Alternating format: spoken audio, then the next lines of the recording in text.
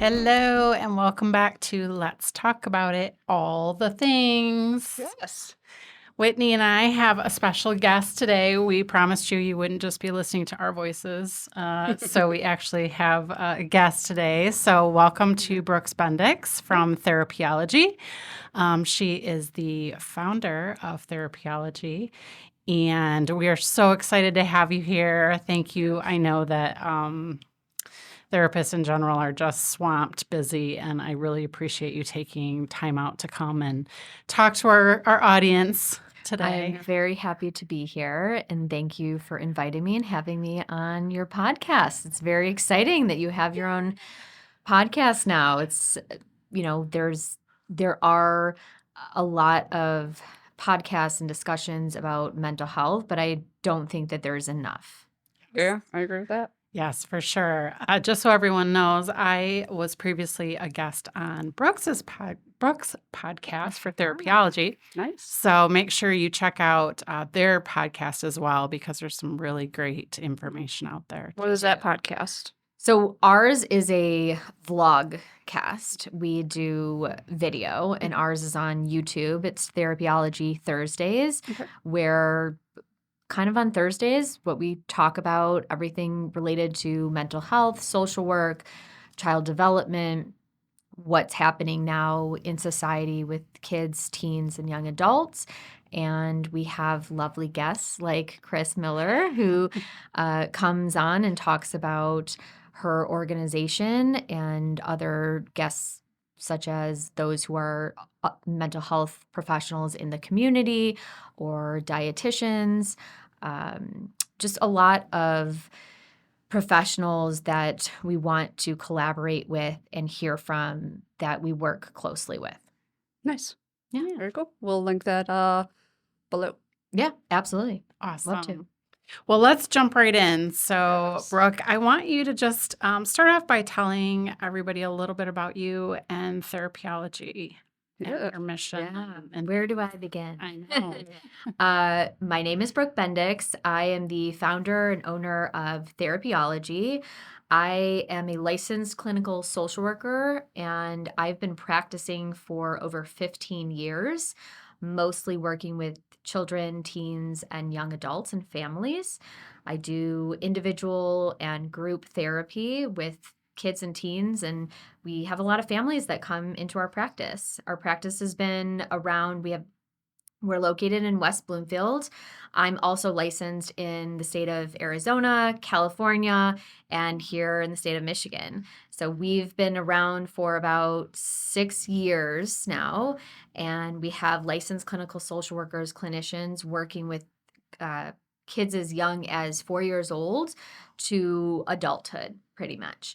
And as you said yourself, we are busy, as many mental health professionals are super busy, especially because of the demographic that we work with and everything I'm sure that we're going to be talking about today. Who has been hit the hardest in the last 4 years since 2020, since the pandemic started, are kids and teens. And that is our bread and butter, who we work with and who we love to work with, and especially the parents too.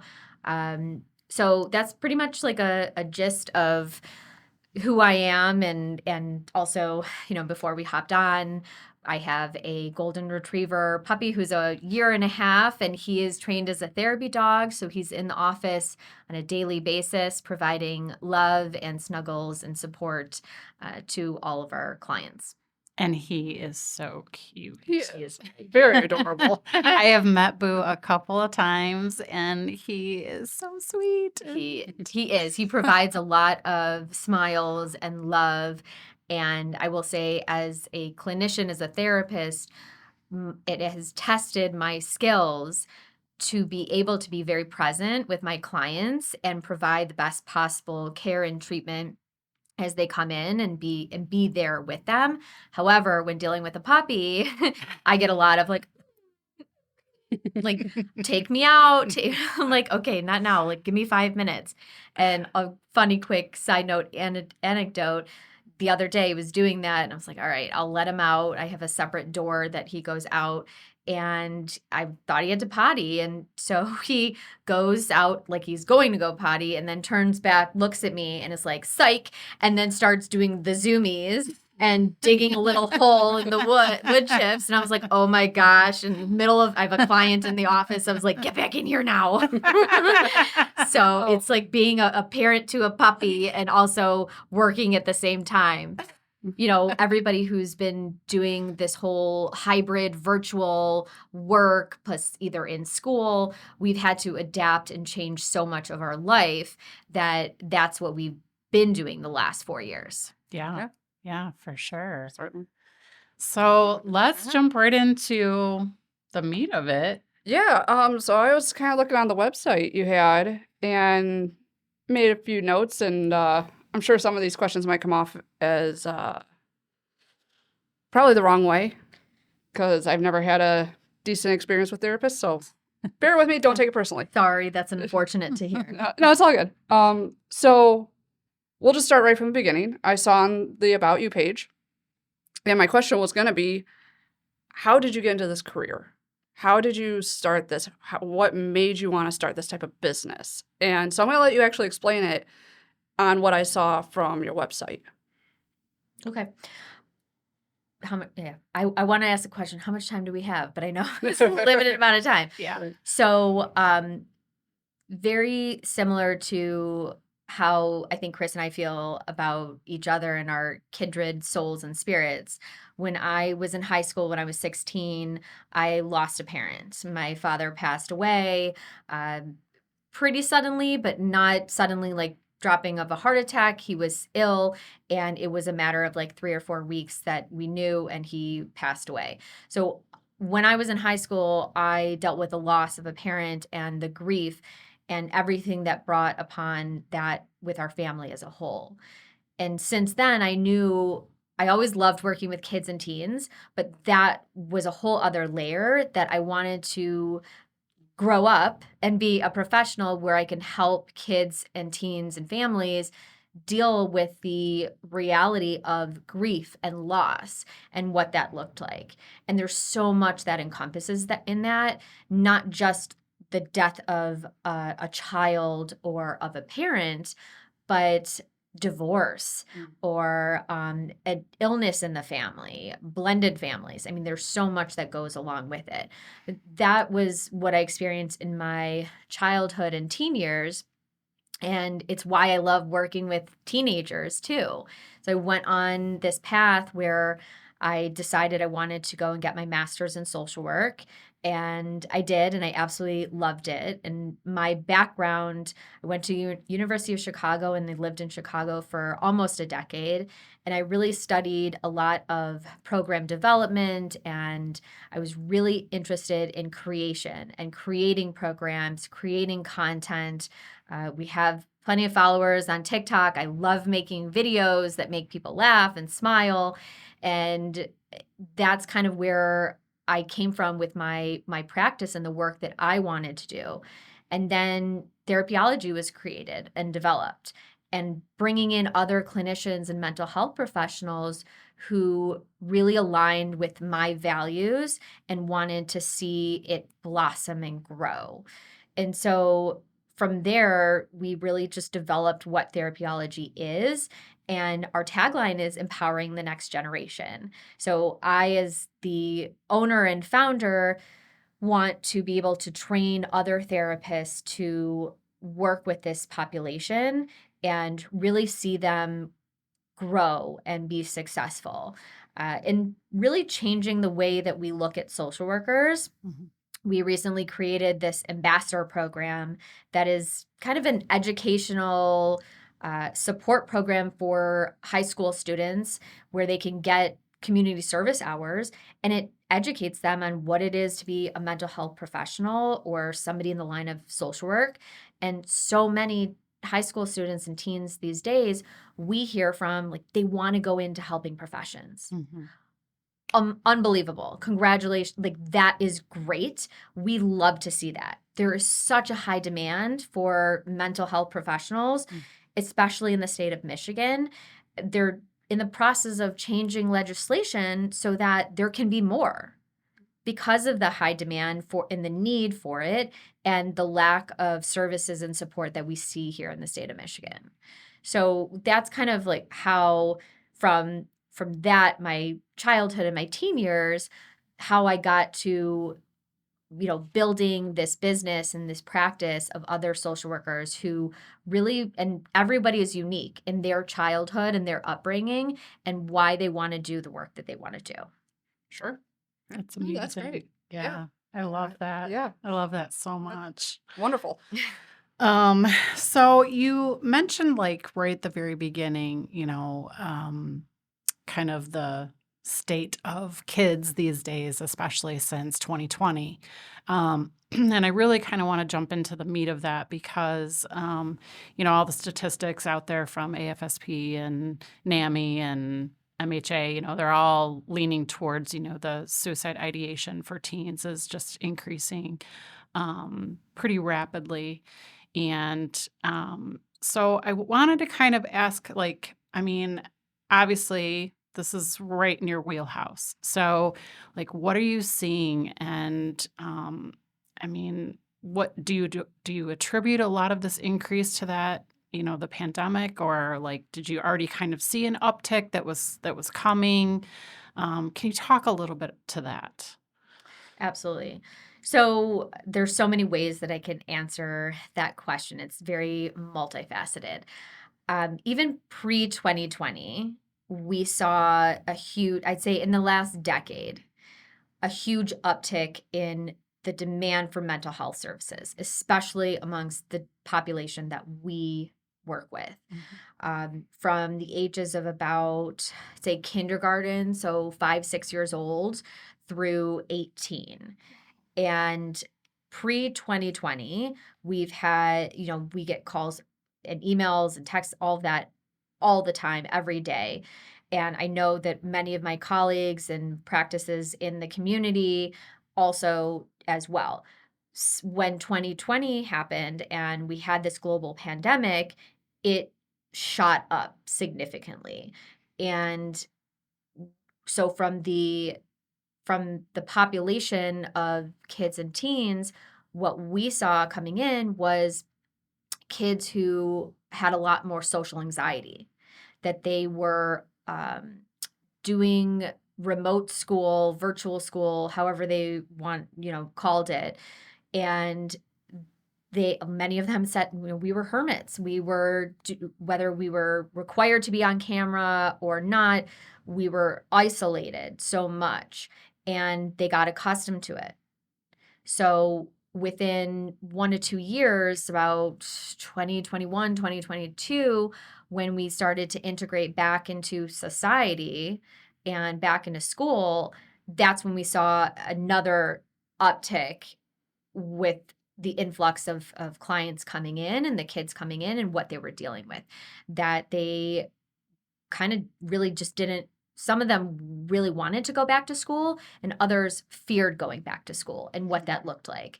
And from a social standpoint, they became so accustomed and so comfortable with either being at home and not leaving. And even as adults, we see this whole, I was just talking about this quiet quitting, and also the return back to the office, like as adults. And so many adults are saying, you know what, I like this. I like being able to do my laundry on my lunch break and be at home. And it's not any different from many of the kids that we see. They kind of want to be there. So we see a lot of social anxiety has been one of the biggest issues, and overall general anxiety and depression. So from depression, anxiety, and then you have what you mentioned, suicidal ideation. Over the course of the last 3 to 4 years, we've seen a huge uptick in those who have expressed suicidal ideation, and it's been passive suicidal ideation. Okay. So the difference, as we've talked about a lot before, active suicidal ideation, expressing it, verbalizing it. But I see a lot of kids and teens coming into our offices and saying, I've had these passing thoughts. Like, what would it be like if I just wasn't here any longer? And, as a parent, like your heart just sinks. And you parents are very frightened and nervous. Like, what does that mean? Do you think actively about what you would do? So we take it very seriously as mental health professionals and make sure that anybody who talks about reports, parents, their fears, or clients who come in and talk about their passive or active suicidal ideation, that we pay very close attention to it. And we're seeing that a lot more in the last 5 years with schools having, safe trainings and teachers, parents, counselors, admin, all being trained on the signs and the symptoms and what to look for, because it's far too uh, present in our schools and in our communities that we need to be aware of what's going on with our kids and our teens. And so, over the past couple of years, we see anxiety, depression, and suicidal ideation amongst the teens. With the younger kids, behavioral issues. Yeah. Going back to school, we see, and we were trying to pinpoint it the other day, third, fourth grade is usually because when, 4 years ago, they would have been going into kindergarten. And so those years, those primal years, kindergarten through fourth grade, where they're learning that social development piece, kind of missed. Yep. So we're hearing from teachers, counselors, that they're delayed, not from a developmental standpoint, from a social standpoint. And so we're hearing from parents that they're acting out in school, they're acting out at home, and we need help, we need support, we need better strategies. So we're seeing these third through fourth, fifth graders that are really struggling at home and at school and not knowing how to approach that. And even schools are saying that too. They're like, we need help. We need more support. And I really think that it's going to take a couple of years, but those pandemic kids, as they're called, that they're going to bounce back, and it's just going to take a lot more time and help and support from schools, from parents. But we lost a lot during these last 4 years. And what I always say is who got hit the hardest. And it's hard for me to pinpoint whether it's those third through fifth graders, whether it's the middle schoolers or the high schoolers, or even so, the the demographic that kind of gets swept under the rug and not ignored, but not given as much attention, is the 18 to 25. Like, that's huge too. And that's probably, from the statistics, the biggest age group that had the highest uptick in suicidal ideation, 18 to 25. Yeah, I read that as well. And then I also saw that the age group of 10 to 14 for girls also went up quite a bit as well. Yeah. So if I'm a parent and I have a child who seems to really be struggling or having behavioral issues and they're not currently in therapy, and I know therapists are so busy that, there's a waiting list too at a lot of offices. So, I mean, what would you say, how would you talk to a parent, if they can't get into therapy, what are maybe some strategies they can do? And would you recommend, if they're having some of these behavioral issues or whatever, how do they, have a conversation with their child and then either get them into therapy or do something? I think it's so tough with so many professionals being kind of having wait lists and not having enough capacity to take on more and more.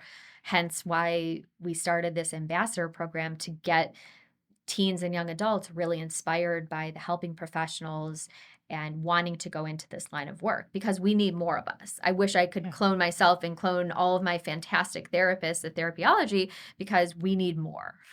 There's just not enough to go around. For sure. But when parents call and say, I'm really struggling, I don't know what to do, there's always resources out there. And it's just a matter of allocating where do I need to go? Like, what do I need?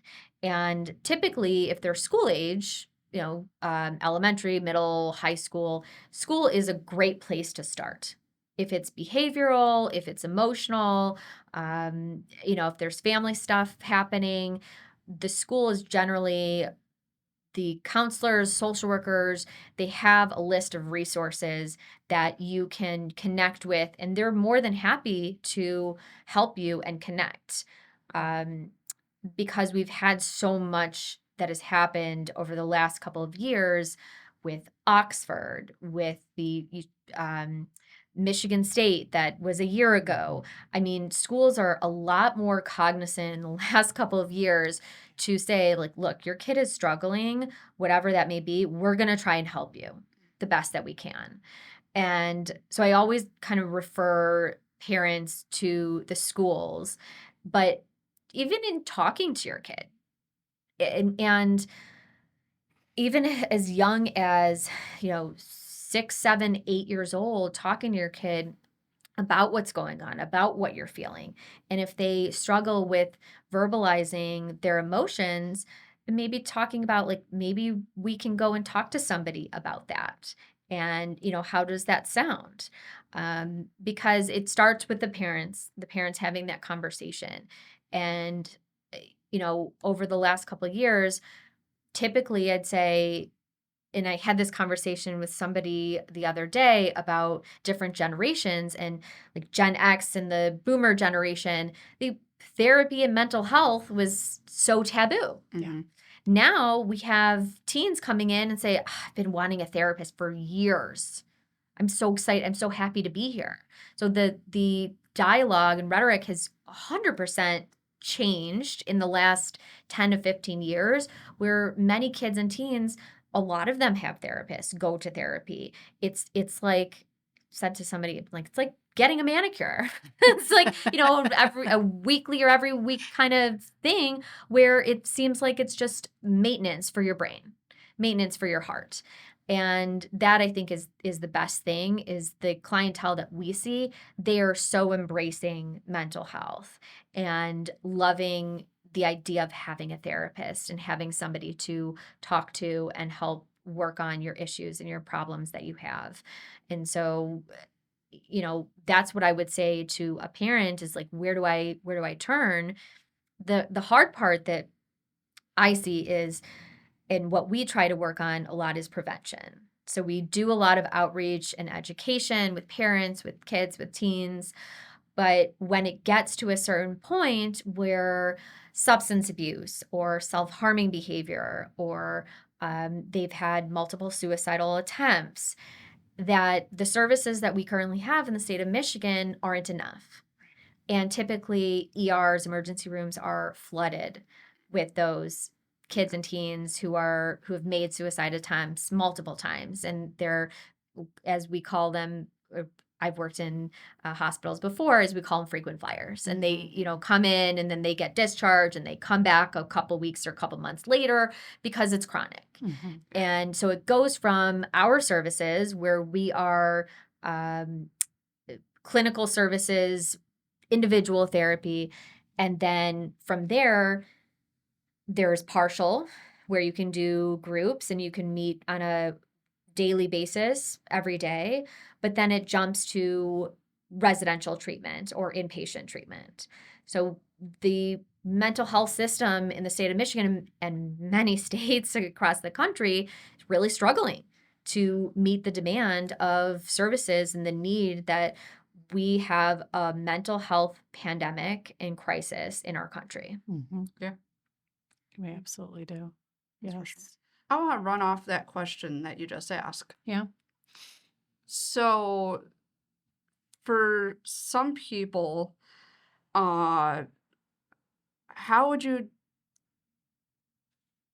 break down the difference of, if I was to go to a friend and ask their opinion on something and get their response, and then if I was to go to a therapist and get the same response? How would you, break that down? Because, like, you could probably be getting the same exact answer from your friend, your family member, whomever, So why waste my time going to a therapist if I'm going to get that answer somewhere else? How would you describe all that? What would you say to that?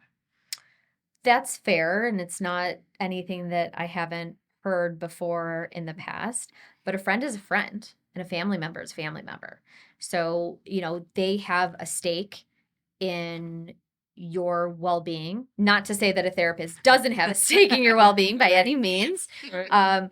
But if I was a friend and somebody's coming to me and talking to me about certain things, I would be very conscientious of kind of being honest.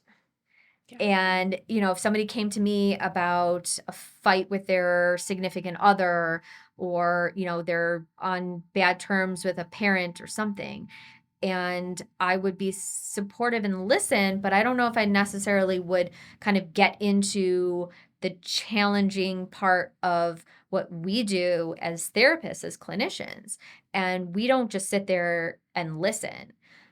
And there's different types of therapists and psychologists and clinicians out there who specialize in different things, but we challenge our clients and we help them to kind of think outside of the box and really work on those behaviors or issues or problems that they bring to us that is very different than just meeting with a friend or a family member. But it's not uncommon that is a very big, I think, misconception maybe, that a lot of people think of therapists or think of therapy as, well, why can't I just go and talk to a friend or a family member? It's very different, and somebody who is not related to you, not friends with you, doesn't know you, that can give you a neutral kind of neutral feedback, and we don't really give advice, but can help you to define what it is that you need in your life. Excellent. Yeah, that makes sense. Makes perfect sense to Yeah. me. For sure. So I want to respect your time because we only have a short time with you. Yes. So I did want to ask you to kind of a twofold question. So one, if you have a child who you think is suicidal, or you've asked the question and you've determined that, but they refuse to go to therapy. So so what would be kind of your advice for that? And then part two of that is, if they really refuse to go and that's just not something you can do, how do they have real conversations? Not just the how are you doing today or how are you feeling today, but like an actual real conversation that would be helpful with their kids. Well, you put that nice one. I was going to say, how do you convince somebody to go to therapy? But you said it, so that's good. Basically the same. Yeah. And those sometimes are the most challenging, the ones that need to be convinced. And, we love to have kids and teens and young adults who are willing participants. It makes our job a lot easier. But we also love a good challenge too. Those are a little bit skeptical. And not as much as we've seen a huge shift in this generation who is 100% pro mental health and pro therapy. There are still plenty that are that feed into the misconception that it's it's not for me. It's a big colossal waste of time. I mean, a lot of the things that I've heard, and through some of the older generations too, is that we don't talk about that. We don't talk about our feelings, and sometimes we get clients who feed into gender dynamics and gender roles that I was taught by my father, my dad, that we don't cry. We don't talk about our feelings. And if I'm depressed, I'm depressed. I just suppress it and I don't tell anybody about it. which is never a good thing. No. So I, tell parents if they have a suspicion or they actually know that their child or their teen has come to them and expressed passive or active suicidal ideation, is who is either a trusted professional or a trusted person in their life that they are willing to talk to. If it's mom and dad, if it's not, maybe it is a religious clergy, maybe it's a teacher, a social worker at school or a counselor at school or the principal, who in their life, and we always ask this question, who do you go to? Who do you go and talk to? And if there is nobody, then who can we find? Who can we find for you to talk to? Because maybe there's, and as we've seen these last couple of years, a huge feeling, like these feelings of isolation, social isolation, and loneliness. I can't tell you the number of articles that I've read over the last 4 years about the effects of loneliness. We've all experienced it, even pre-pandemic, but as we've all been isolated so much over the last couple of years, that it's hitting huge right now. So finding somebody that they trust, that they can open up to and confide in, is really, really big. Yeah. So what would you say about if you finally find a therapist and that therapist didn't work out? How would you go about finding somebody that works for you? But on top of that, it's a two-part question. So finding somebody that works for you. You go to one person, didn't work, go to another, oh, that didn't work. So how do you go about that? On top of, do you think a lot of people try not to go to therapists because of the money? Two-part question. Two-part question. It's funny because I was telling somebody the other day, I've gotten a few calls and referrals for those who found me on TikTok. And I really don't hold back. My personality and silliness really does kind of shine through on some of these videos and on TikTok. So it's interesting how people do find me. And it is hard because you don't know if you're going to connect with another person on a deeper level. I've heard so many stories, both good, bad, interesting, horror stories, and it takes two. So it's the client who needs to feel comfortable and safe in a therapeutic relationship with that therapist, but it's got to be a good fit. And I'd say the best thing that you can do is really do your research. Who are you looking for? What do they specialize in? Who do they work with? I'd say that early on in my career, I took on a couple of older adults, and I realized very quickly I'm kind of all over the place when I am in session because I do have a puppy, a dog, but it's not something that I personally ever gravitated towards that population, and I have many colleagues that that's their bread and butter, that's their jam.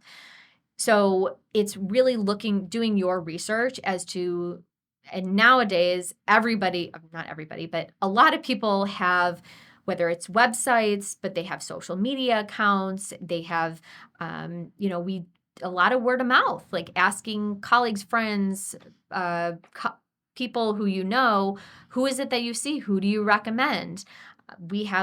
That's how we've gotten a lot of referrals in our practice.